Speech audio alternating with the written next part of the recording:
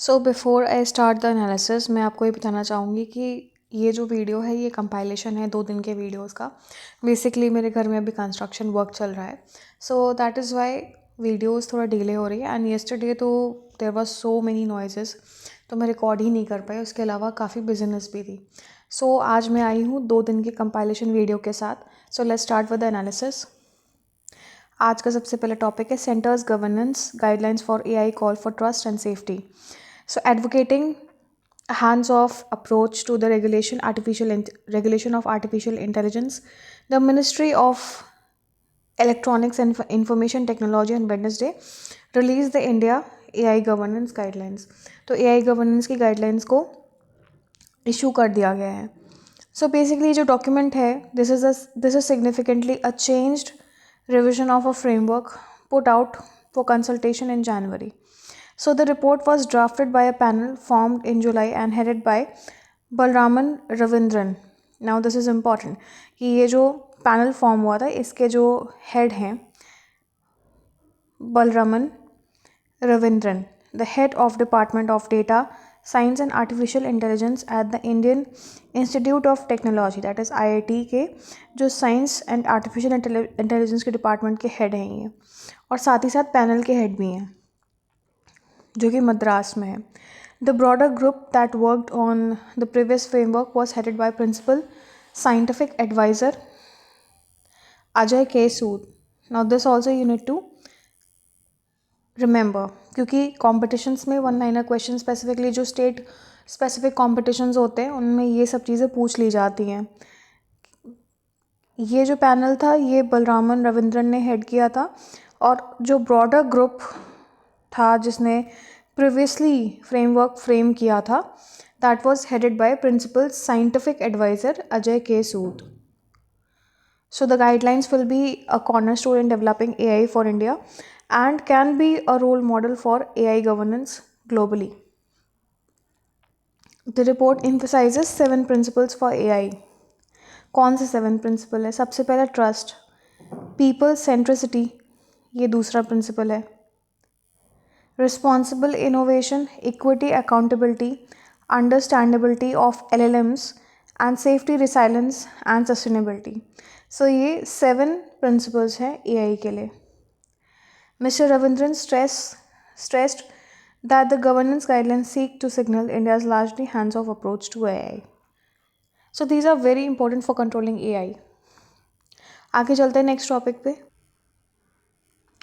Next topic है आपका इन Brazil COP30 and the moment of truth. COP30 in Amazon. Brazil will host the 30th Conference of Parties, that is COP30 in Amazon, demonstrating a commitment to climate action. Back to Brazil. Brazil re-embraced international agreements like the Paris Agreement and adopted principles for preserving the forest and reducing greenhouse gas emissions to generate the renewable energy. Now deforestation goal की अगर हम बात करें तो Brazil plans to reduce deforestation by 80% compared to a prior 3 decades time frame. Amazon की importance क्या है? This is the world's largest rainforest. The Amazon is crucial for climate stability. The Belém summit in the Amazon will help lead the effective action. This is the spelling of Belém.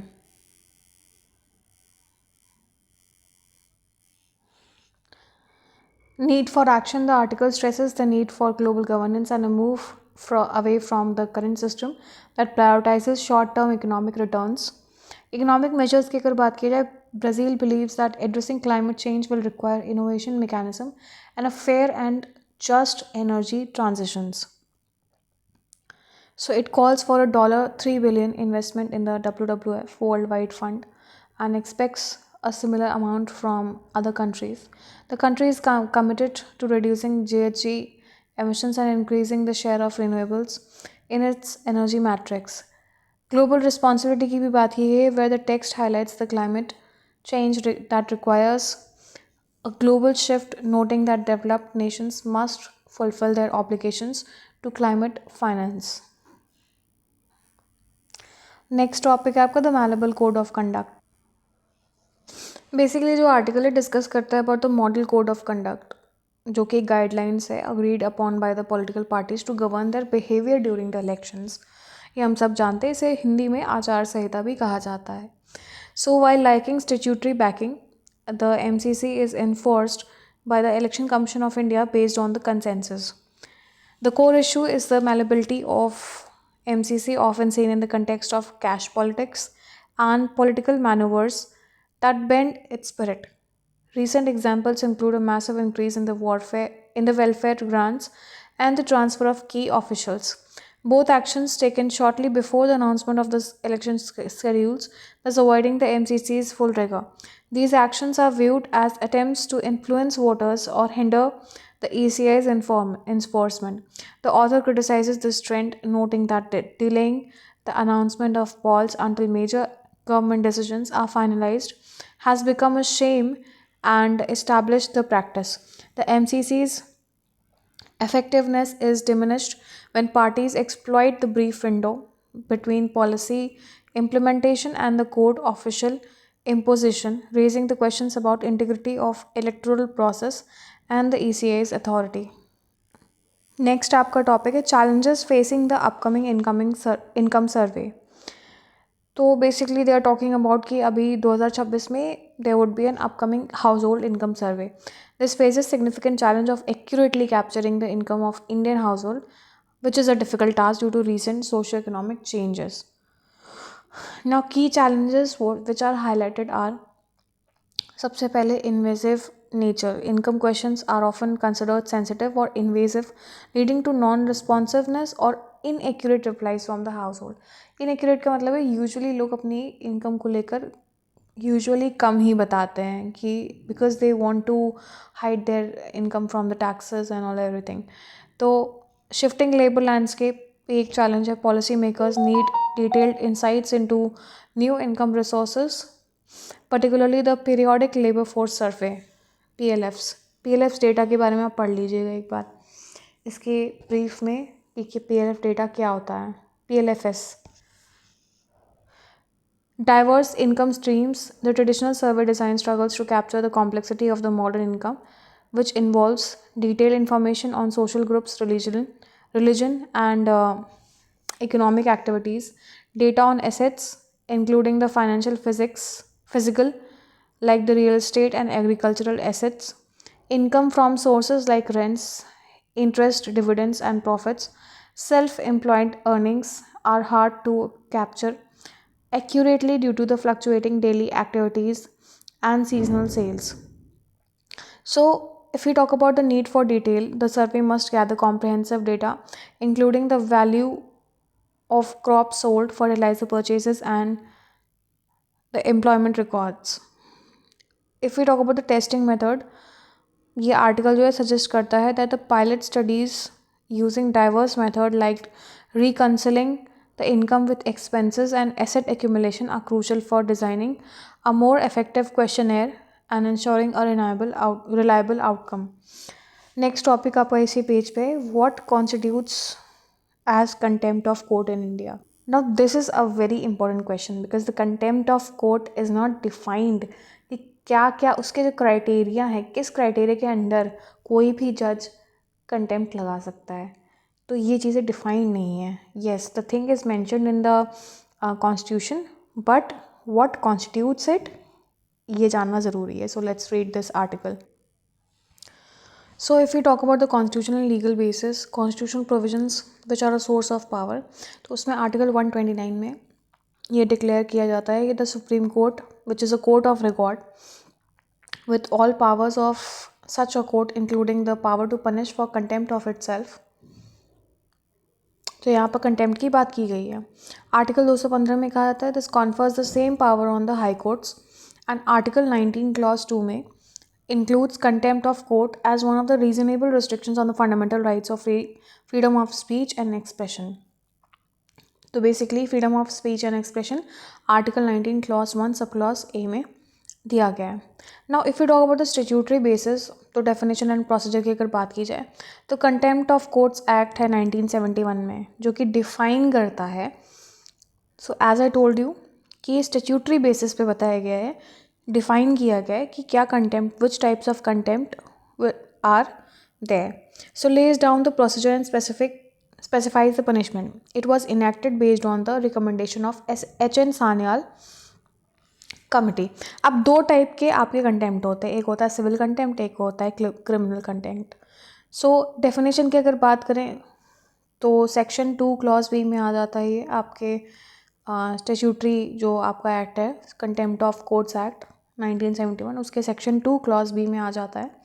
Wilful disobedience to any judgment, decree, direction, order, writ or other process of a court, or willful breach of an undertaking given to a court.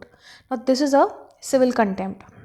Nature and purpose की अगर हम बात करें तो this is coercive in nature, used to compel performance of a court order for the benefit of the aggrieved party. Criminal contempt की अगर बात की जाए तो क्रिमिनल कंटेम्प्ट आपका सेक्शन 2 क्लॉज सी में आ जाता है. एंड द पब्लिकेशन, इसमें इसकी क्या डेफिनेशन दी गई है इस सेक्शन की, तो द पब्लिकेशन और एनी अदर एक्ट दैट स्कैंडलाइजेस और lowers the authority of a court, prejudices or interferes with the due course of any judicial proceedings or obstructs the administration of justice. तो ये criminal contempt में आ जाता है आपका. अब इसका नेचर क्या है? इसका नेचर बेसिकली पनिटिव है. अब डिफरेंस देखिए आप, सिविल का जो नेचर रहा है सिविल कंटेम्प्ट का वो कोअर्सिव रहा है, इसका क्या है? पनिटिव रहा है. Then this also nature and purpose क्या है इसका? Safeguards the public's confidence in judiciary as an institution. उसका पर्पस क्या था? ये मैंने आपको पहले ही बता दिया है कि कंपेल करता है परफॉर्मेंस को of the court order. So what are the key issues and judicial interpretations जो कि यहाँ पर बताए गए. बैलेंसिंग एक्ट के बारे में बात की गई है. The law seeks to balance the dignity and authority of the judiciary with the fundamental rights to freedom of speech and expression, fair criticism, fair and accurate reporting of the judicial proceedings is not contempt. Also, fair criticism on the merits of a case after it has been heard and finally decided does not constitute the contempt. Now, if we talk about the punishment, the maximum punishment is simple imprisonment up to 6 months or a fine up to rupees 2,000 or both. The punishment may be remitted on an apology if the court is satisfied. Next आपका जो एक बहुत famous है suo motu power. The supreme court and the high courts can initiate contempt proceedings on their own motion. For third party initiation of criminal contempt the consent of the attorney general or the advocate general is usually required for this. आगे चलते हैं next topic पे. Next आपका topic clearest black hole merger signal yet allows probe of Hawking laws. Hawkins law क्या है ये आप पढ़ लीजिएगा पहले, तो ये बहुत इंपॉर्टेंट है. तो बेसिकली ये जो आर्टिकल ये डिस्कस करता है about the observation of a black hole merger signal that provides a new way to test Stephen Hawking's area theorem, also known as the second law of black hole mechanism. की discovery क्या हुई है? Basically the signal के बारे में बात की. अगर हम द सिग्नल के बारे में बात करें तो ये डिस्कवरी जो है involves a gravitational wave signal possibly GW190521. Now this is a gravitational wave signal which originated from the merger of two massive black holes. This merger resulted in a new larger black hole. Significance क्या है? It is the clearest signal yet showing the entire merger process from the initial orbiting black holes to the ring down phase of the final merged black hole. This clarity allows for precise measurements. Hawking's area theorem क्या है? Basically ये जो law है this predicts that the surface area of a black hole can never decrease. It must either stay the same or increase during the physical process like the mergers. So ये कहा गया है. Now testing of the Hawking's law, the scientist basically used in the test, the scientists used the precise data from the gravitational waves to measure the area of the two initial black holes and the area of the final merged black hole. यानी पहले दो अलग अलग black holes की area को major किया गया, उसके बाद फिर जब मर्जर हो गया तो उसकी एरिया को मेजर किया गया. अब मेजरमेंट के बाद रिजल्ट क्या मिला है after the merger? So measurement basically it showed that the final area was greater than the sum of the initial areas. यानी अलग अलग जो पहले दो ब्लैक होल की एरिया थी उससे ज़्यादा बड़ा एरिया निकल के आया, जो कि हॉकिंग्स लॉ को कहीं ना कहीं प्रूव करता है। The findings were consistent with the Hawking's prediction with a very high degree of confidence. Example, greater than 99% के कॉन्फिडेंस था साइंटिस्ट को। नाउ इम्प्लीकेशंस की अगर हम बात करें, this test provides the most stringent confirmation of the Hawking's area theorem to date, offering strong support for the laws of general relativity and black hole mechanics. Now black hole basics की अगर हम बात करें, detection method क्या है? The signal was detected using a gravitational wave observation like LIGO, ये पूरा capital letters में LIGO, इसका फुल फॉर्म पता कर लीजिएगा, and Virgo. Now this is in short form.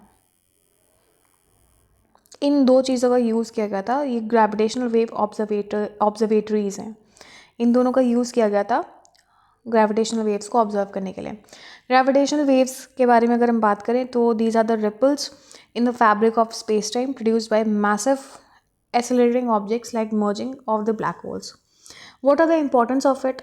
Such observations move beyond detecting the mere existence of black holes and allow scientists to test fundamental theoretical predictions, furthering the understanding of gravity and quantum mechanics. Next topic है जो कि आपका बहुत important topic है with respect to polity. Centre says right to vote not same as right as freedom of voting. So ये जानना बहुत ज़रूरी है कि right to vote and freedom of voting में क्या डिफरेंस है। सो बेसिकली अगर बात की जाए, ये आर्टिकल रिपोर्ट करता है बेसिकली एक आर्ग्यूमेंट हुआ था by the central government in the supreme court regarding a petition concerning the right to vote. The center argued that the right to vote is distinct from the freedom of voting.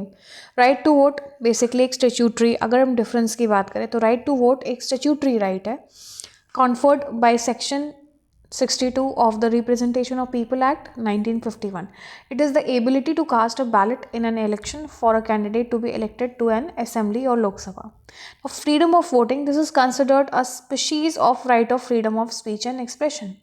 ये एक species है, मतलब directly तो नहीं, indirectly ये एक species है, मतलब means it is a part of right to freedom of speech and expression, जो कि article 19 clause 1 sub clause A में आता है कॉन्स्टिट्यूशन के. So it encompasses the liberty to exercise the choice and express one's opinion through the vote, including the right to express disaffection towards contesting candidates such as through the nota, that is none of the above option. तो की difference यही है कि right to vote एक statutory right है, legal permission है to participate, और freedom of voting कहीं ना कहीं एक कॉन्स्टिट्यूशनल राइट है. बेसिकली ये एक्सप्रेशन के अंदर आता है.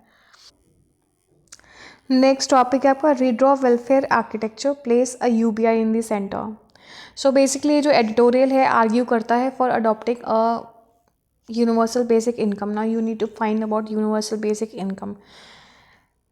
इसके बारे में नोट्स बना लीजिएगा डिटेल्ड वे में, कंसेप्चुअल बेसिस पे. So this is a foundational element of a modern welfare system, particularly in the developing nations like India. But the primary argument for UBI is its ability to tackle globally inequality and the growing concentration of wealth, which traditional welfare schemes often fail to address effectively. Now, the UBI provides a universal floor for basic consumption, making it a powerful tool to reduce poverty and provide economic security regardless of a person's employment status. The UBI model proposes replacing complex, often leakage prone, and fragmented existing welfare schemes with a simple regular cash transfer. So, this streamlined approach would drastically reduce the administrative complexity and cost. Now basically article जो है highlight करता है that UBI is crucial in the context of future of work where automation and technological advances threaten to disrupt jobs and increase unemployment. So UBI can provide a safety net allowing individuals to pursue education or training, thus fostering human capital development. Finally, UBI offers a potential remedy for India's deeply complex and inefficient welfare architecture. Next topic है आपका justice in food. Justice in food systems implies transition to healthy affordable diets. So basically ये जो article है argue करता है that the food system must transition to healthy affordable diets to address the overlapping crisis. कौन से overlapping crisis के बारे में बात की गई? सबसे पहले क्लाइमेट चेंज के बारे में बात की गई है, बायोडाइवर्सिटी लॉस के बारे में बात की गई है, and also the diet related diseases. So the current system contributes significantly to greenhouse gases and environmental degradation. So a shift towards plant-rich diets is crucial for sustainability and health. While affordability is a major challenge, especially in places like India, it must be addressing it must be addressed by making healthier, sustainable foods like vegetables and legumes price competitive. Achieving this requires major reforms across the food supply chains. तो कौन कौन से reforms इन्होंने suggest किए हैं?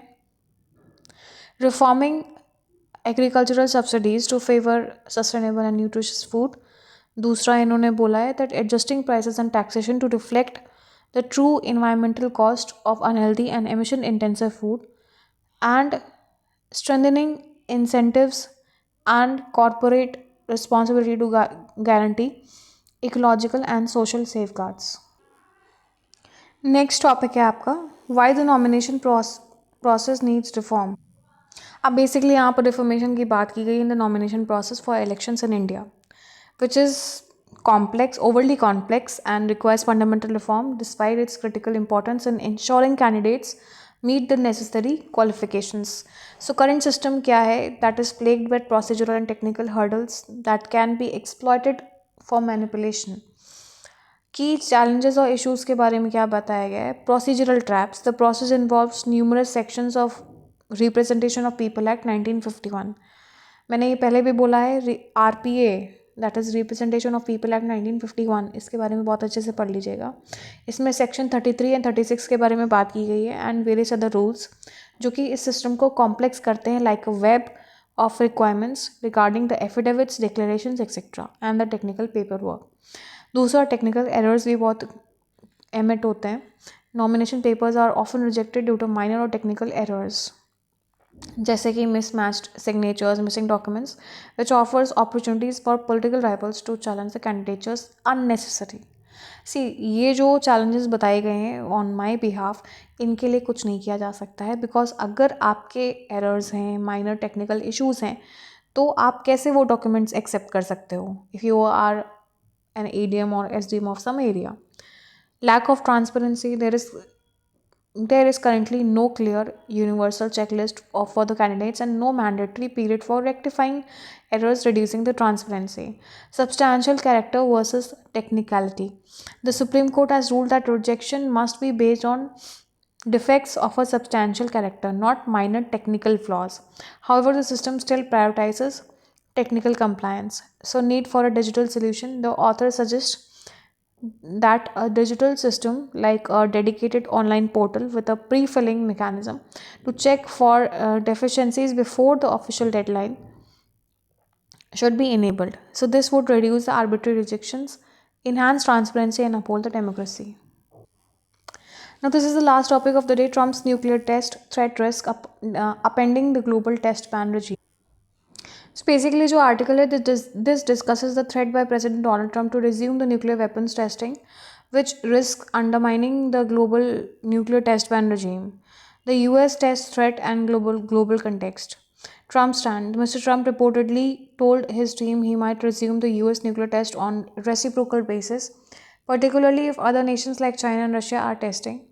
Russia's response क्या है? Russia has announced it could resume testing, citing a new US cruise missile, a dual capable weapon, and a torpedo system development as the provocation. So China's status क्या है? China remains one of the world's largest nuclear powers, believed to possess significant warheads. The test ban regime की क्या बात की गई है इसमें? That last US test, the last full-scale American nuclear test was in 1992. De facto ban, the US, UK, and France have maintained a moratorium on testing since the 1990s. Comprehensive Test Ban Treaty. Now this is about to expire. इसके बारे में आप पता कर लीजिएगा. ये इसकी जो टर्म्स, इसकी जो समय है, आई थिंक 2026 या 27 में एक्सपायर होने वाला है. सो while the US has signed the CTBT, it has never ratified it. The CTBT aims to ban all the nuclear explosions whether for military or peaceful purposes. Now devastating effects and सब critical test के बारे में बात की गई. सबसे पहला environmental impact बहुत ज़्यादा पड़ेगा. That nuclear test specially underground causes total destruction of the testing site, radioactive contamination, and damage to the subsurface environment far exceeding the effect of conventional bomb. US alternatives. The US currently maintains its deterrent without full scale testing by relying on subcritical test experiments that use fissile material without triggering a chain reaction. So, I think they are trying to do it in a controlled manner where it would not trigger a chain reaction.